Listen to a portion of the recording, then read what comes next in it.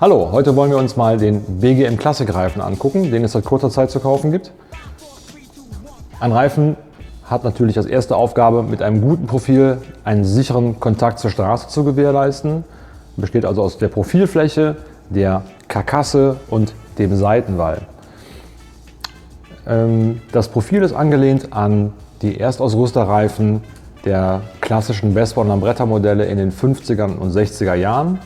Natürlich heutzutage nach den neuesten Standards produziert und mit einer sehr hochwertigen Gummimischung versehen mit einem hohen Silica-Anteil. Silica ist ein Material, das sorgt bei den Reifen für einen guten Grip bei trockenem und bei nassem Wetter und für einen möglichst geringen Verschleiß. Die Karkasse, also die Seitenwand des Reifens und das Gewebe, was unterhalb der Lauffläche liegt, ist bei dem BGM-Reifen sehr steif ausgeführt, was für einen sehr guten Geradeauslauf sorgt in Verbindung mit der Mittelrille auf dem Profil. Diese durchgehende Rille hier und die stramme Karkasse sorgen also dafür, dass der Reifen sehr spurstabil und gerade ausläuft. Wer das kennt von Spurrillen, zum Beispiel auf der Autobahn, weiße Streifen, gerade beim Rollerfahren, da lassen sich einige Reifen doch leicht aus der Mitte ablenken. Da haben wir hier Rechnung getragen, dass der Reifen möglichst gut gerade ausläuft.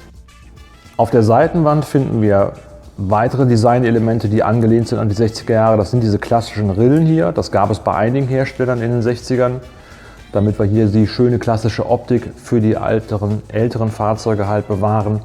Auf der Seitenwand finden wir auch alle Angaben zum Reifen. Das ist der Hersteller, das Modell.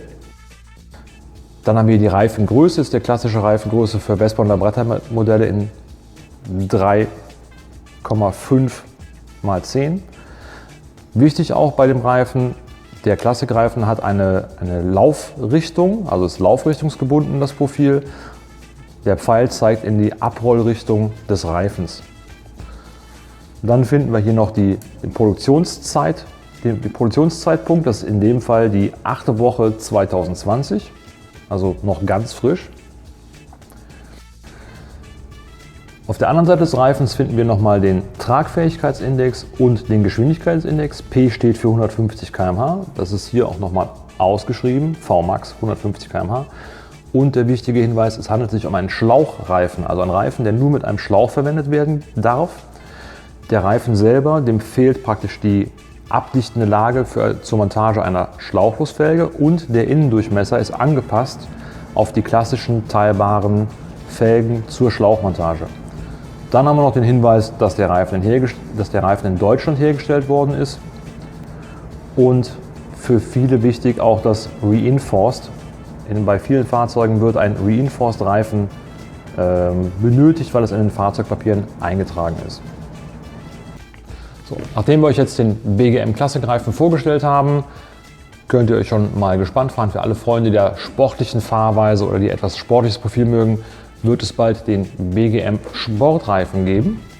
Hier haben wir schon mal einen aufgezogen, einer der ersten Muster- und Testreifen, die wir bekommen haben. Aber dazu zeigen wir euch dann später in einer weiteren Review mehr. Wenn ihr euch die Montage anschauen wollt, haben wir das für euch vorbereitet in einem Tutorial. Das seht ihr hier oben. Das könnt ihr euch dann anschauen und dann wünsche ich euch viel Spaß und gute Fahrt.